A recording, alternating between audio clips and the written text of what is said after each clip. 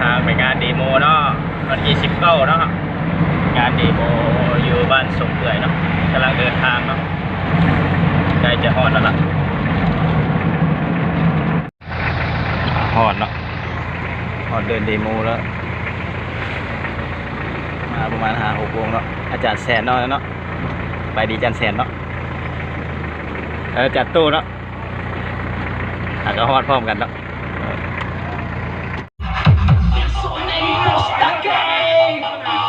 อายุเนาะ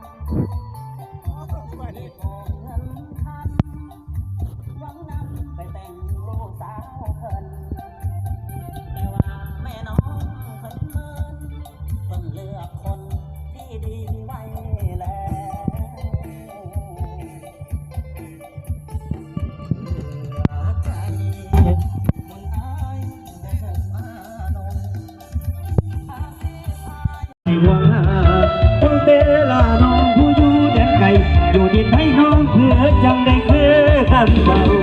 ได้มาพบเจ้าส่วนเรือแก่นดาวน้องเพื่อได้จับมือคือแขนผู้ขับสอนให้สุดดีใจที่ไอ้ได้มาพบเจ้านี่เราเป็นเลขขี้ด้วยนี่ขี้กูมีครูมีเคียงทีมงานที่จะโชคดีได้แก่ทีมงานอ่านทอง โตเจริญเจียนว่ามีอย่างละบาทอ่านไม่ออก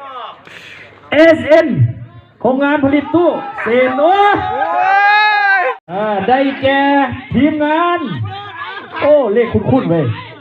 ได้แก่ทีมงานอันใดเนาะเบิ่งต่อทีมงานเข้าหอมเนาะเป็นผู้โชคดีเด้อข้าวหอมอีกบัตรหนึ่งเนาะคนได้ไหมโอ้บอกมันบ่ได้เลยนะไอ้ดูดถึงขนาดกินนะครับกดดันก่อยกันออกมาอีกแล้วหมายเลขเอาทีมงานปานทองมิวสิก